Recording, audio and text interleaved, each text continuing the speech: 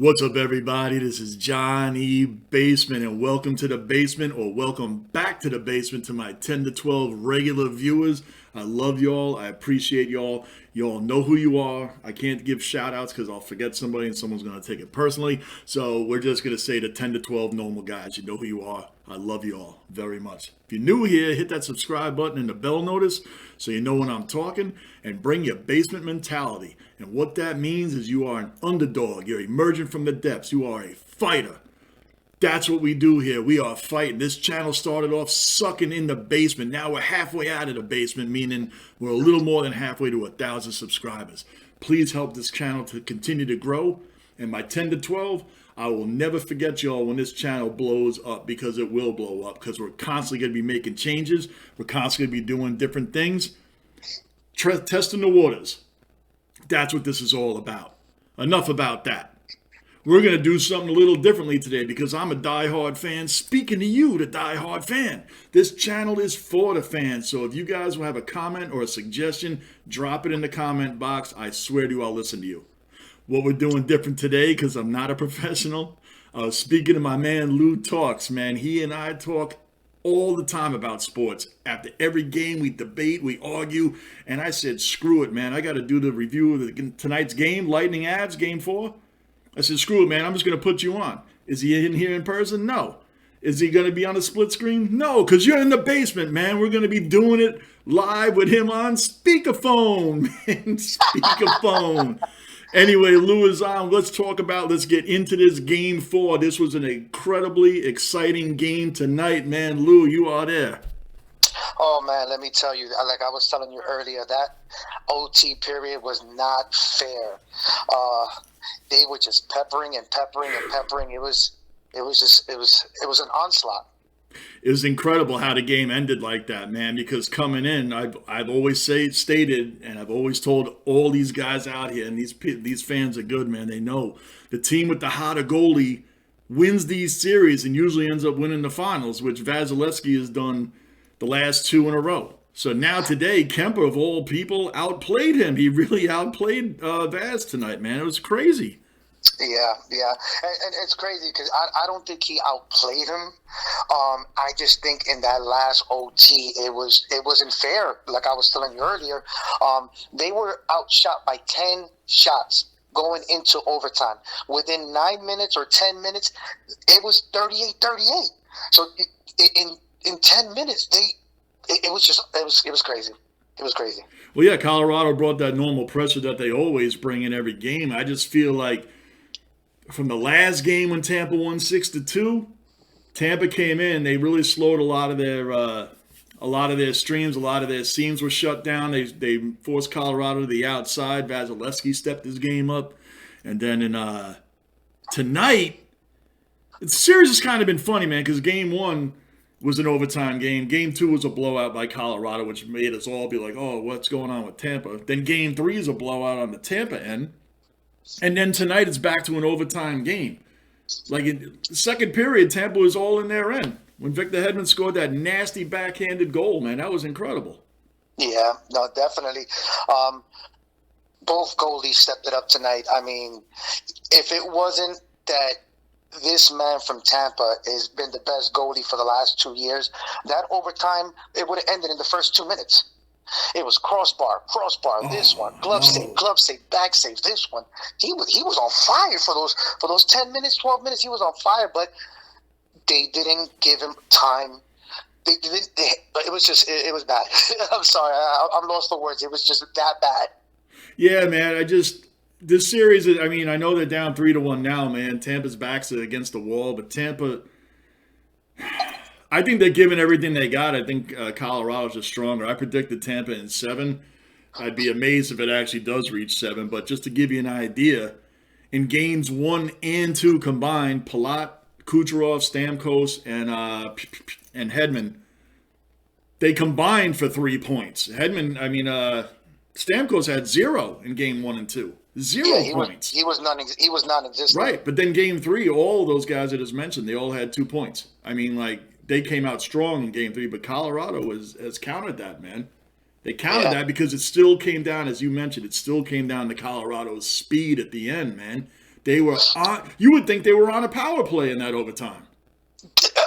The whole entire it was the whole entire power play. One thing that I did notice between the West and the East that I've noticed, and you know, like I said, I'm not a diehard hockey fan. I picked it up a little bit late. I do watch all the playoffs, as you know. That's true. The difference. You're doing your thing. You're learning, man. You're coming along, man. If you weren't that good, I wouldn't have created this monster, brother. You created this monster.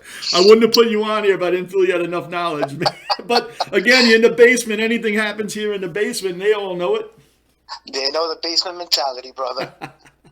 But like I was saying, what I've noticed about the East and the West is that when the East Coast are setting up for their shots, is usually they'll leave two guys back, but by the blue lines, and they'll go back and forth between them. What I've noticed about Colorado is that they'll have 3 guys back. And most of the time, the guy taking the shot is the one in the middle, not from the sides, the one in the middle. And from what I'm noticing, that's how they're getting a lot of those rebounds.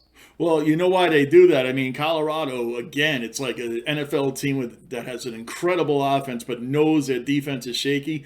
They do drop back to protect their goalie. They know their weak link is Kemper, regardless of what he did tonight, man. He is, I think he has the worst, I think he's faced, I mean, I'm going off the top of my head right now, but he's faced on average about 22 shots a game this entire playoff series.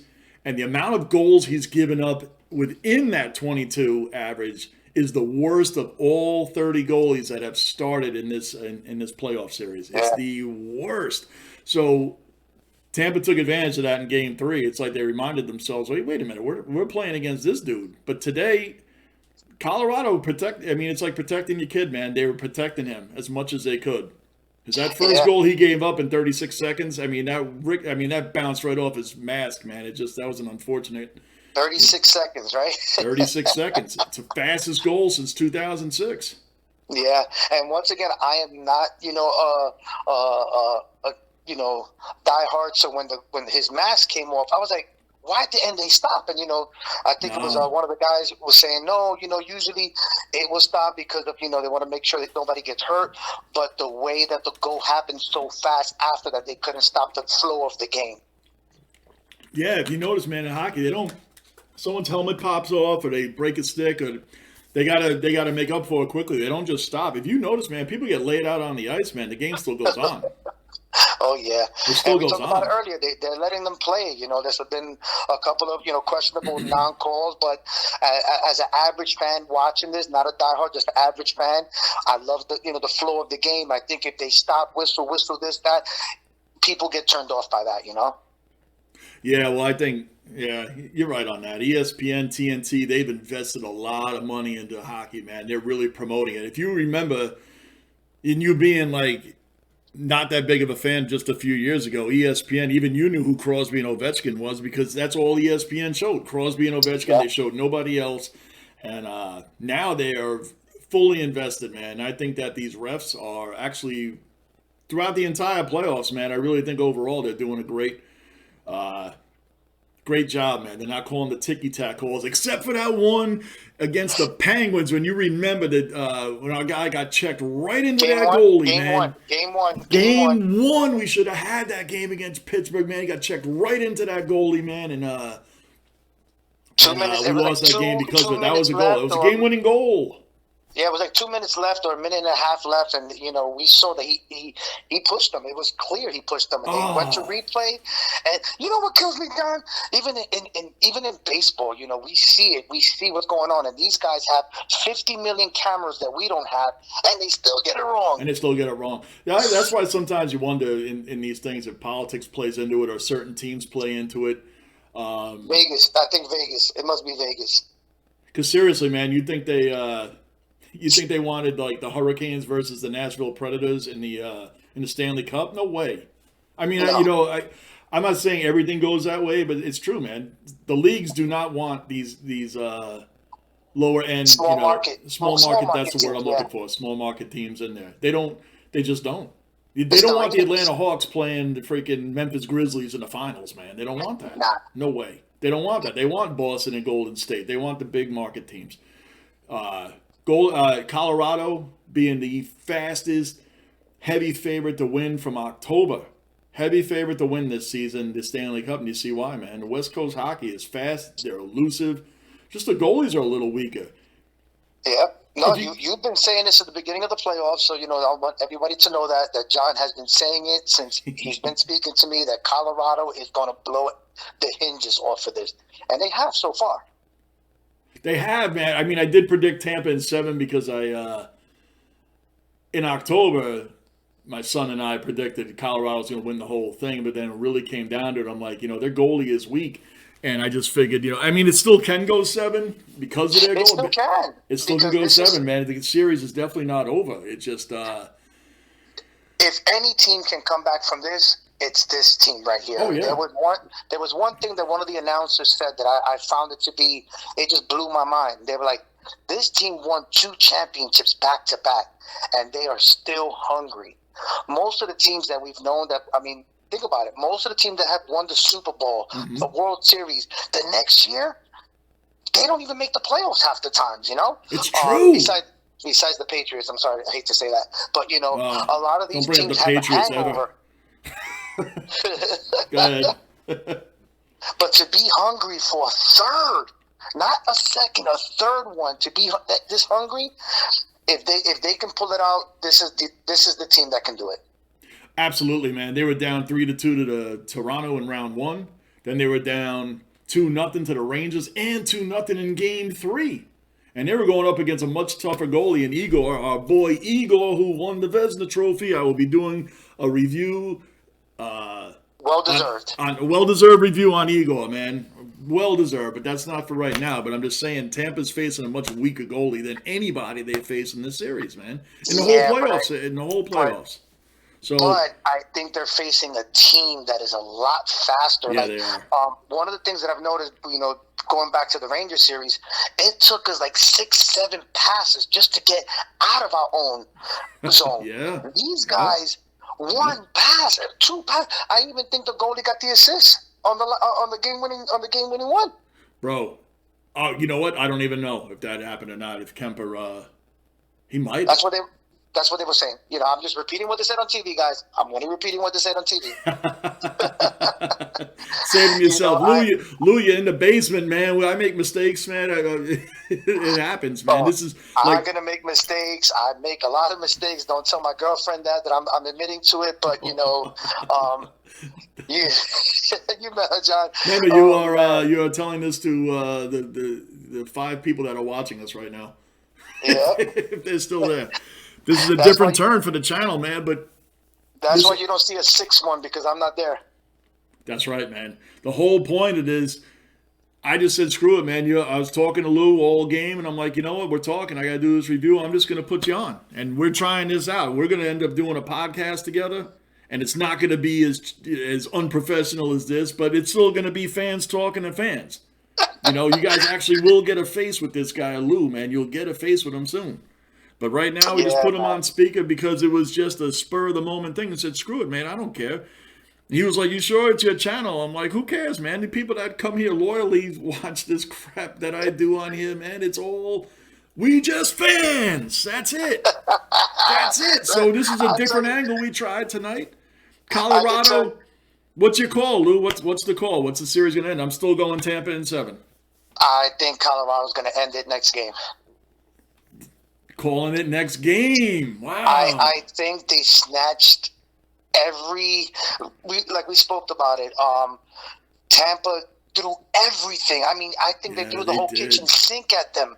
And even when Game 3, even when Tampa was beating the bejesus out of them, it still felt like Colorado could make a comeback because they're just I think overall, man, it's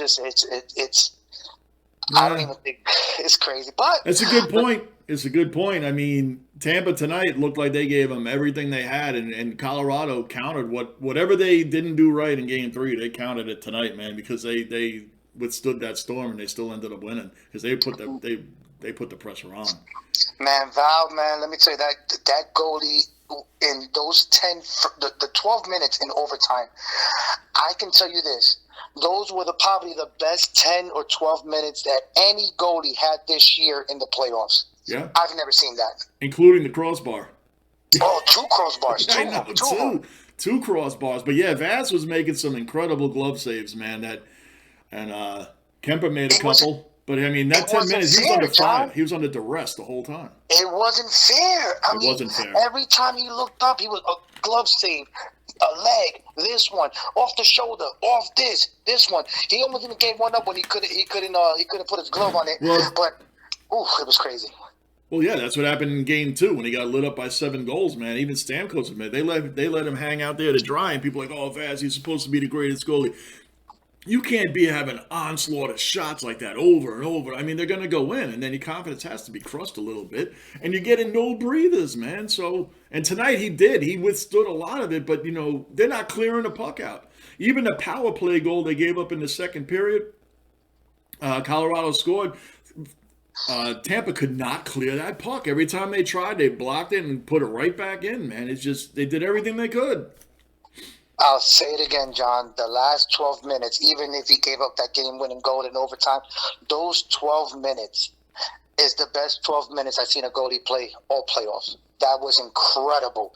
If it would have been any other goalie, they would have scored the first 2 or 3 shots. Amen. Think about it. They were down by 10 shots. And before 10 minutes came into the OT, they were already tied 38-38 or 39-38. Oh, yeah, at the end of the first period, Tampa was up 17-4 in the shot area, man. And then Colorado came out, did a lot better in the second period, but Tampa still kept commanding the tempo of the game. But then come the third period, it's like the tables fully turned. And Colorado just took off and went back to their game, and Tampa ended up trying to play keep away again. They ended up trying to play keep away. Yeah, I mean, and I'm telling you, as soon as that OT started, I mean, Colorado put it in a different gear because let me tell you, it wasn't even fair. No, it wasn't, man. Tampa, they're rattled, man. They are severely on the ropes, but I'll tell you what, you're calling Colorado to end it in Colorado next game. That's your call. I think so, yeah. I think, unfortunately, because, I do live in Tampa, but I think they snatched their soul. Whatever they had, they were just like, They snatched their soul. That's maybe I'll put that in the title. Snatched their soul. Yeah, but I'll tell you this: if any team can come back, is this championship team. Because I was looking back. Once again, I'm not a genius when it comes to hockey, but I went back and I started looking at the Montreal teams that won 8 in a row or 6 in a row, and then they had another one of 4 in a row. There's only maybe 2 or 3 teams, 4 teams that have had 3-time champions back to back, but Colorado, it's true. The Islanders were the last ones to do it in hockey, and that was in the 80s. They were the last ones to win. They actually won 4 in a row. 77 or something like that? No, it was 81 to 85. You see, guys, I'm going to make mistakes all the time. 84, yeah. They did 4 in a row. We don't like talking about the Islanders around here anyway, but they did 4 in a row. But that's the last time that any three-peat had even taken place. Yep. If you want to throw other sports in there, the last one to actually do it of any sport was Kobe and Shaq did it with the Lakers 2000 to 2002. And right before that was the Yankees 98, 99, and 2000. So, oh, yeah. And they got stopped with a 4-peat in 2001. But that's the last of any sport, of the 4 major sports anyway. The Lakers were the last one to pull off a 3-peat. So it's not an easy thing to do, man. So it's not. It's hard to even go back to back nowadays. Oh, it's really hard to go back to back, man. It just and Golden State's really the only one that's done it recently. Yeah. Right. Yeah. I mean, free agency has been the key to a lot. Well, I mean, Tampa obviously is that. We're just thinking of other sports. We know Tampa's obviously did back to back recently. We're talking about other sports. Yeah. So, but I mean, if any team can come back, it'll be this team. After this game, it's think about it. You're 100, boom, boom, boom, going, and then you still lose. That hurts. Yeah, because Tampa, you got to admit, man. Tampa gave everything in the tank tonight. They didn't slack on. They gave everything they had. But hey, man, this was fun. We'll try to continue it. So you're calling 5. I'm still calling 7, man. Why am I still calling 7? Because that's what I freaking predicted at the beginning of this whole damn thing, so I got to stick to it. I'm sorry, Johnny. I don't think it's going. I think next game it's. And then think about this: they're going back to their house where their crowd, their people, they got the momentum all swinging. It's going to be tough. I mean, I'll tell you this: if Tampa can come back and win this, you have to put them up there with probably And once again, I'm not the greatest hockey, connoisseur over here, but you have to put them up there probably with the best teams. Oh, top 10, there's top no 15. doubt. There's no doubt, man. They've been through complete adversity and they've fought their way back to where they're supposed to be, even after they got swept by Columbus in 2019. So then they came back and won back to back. So they've been battle tested, man. So they're not. One thing Tampa is not right now. They're not nervous. They're not beaten down. They might be a little shell shocked, but they are definitely not thinking it's over. No. They've been to hell and back, a lot of the players on that team. So I could tell you this: if it was the Rangers, I would have called it right now. Game over. Series over. Oh, it would. Yeah, the Rangers are up and cut. They're the next team up, man. But right now, I don't think they would have been able to keep up with the speed of Colorado, man. If Tampa could lose 7-0, we might have lost 12-0. It just they're on a different level. Oh my Lord! But anyway, John, it was great. Awesome. Hopefully you have me back again. Hopefully everybody enjoys our conversation. And if anybody's still listening, we're gonna go. Hey, for the 12 fans, we're here, brother. Hey, I got 10 to 12 loyal guys. I swear they know who they are. They comment all the time. You guys just let us know how we did. This was a completely spur of the moment, off the meter. Let's just screw it. I'm putting you on. We're just gonna keep talking about the game.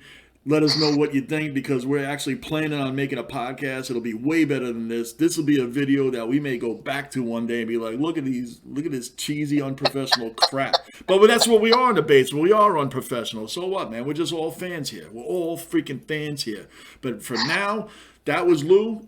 Lou Talks, whatever. That's my boy. Known him for years. He's a great sports guy, and he has been learning hockey. I give him a lot of credit, man. He's becoming a student of the game. He really is. But he's well-versed in all the other sports, man. So, again, we're all fans. We're not pros. If you're still hanging in here this long, then I freaking love you more than ever. But I'm Johnny Basement. I will be posting this. I'm doing a whole piece on Shesterkin tomorrow. We got to love our boy. We got to love our Rangers. Taking care of that. Until then, I'm out.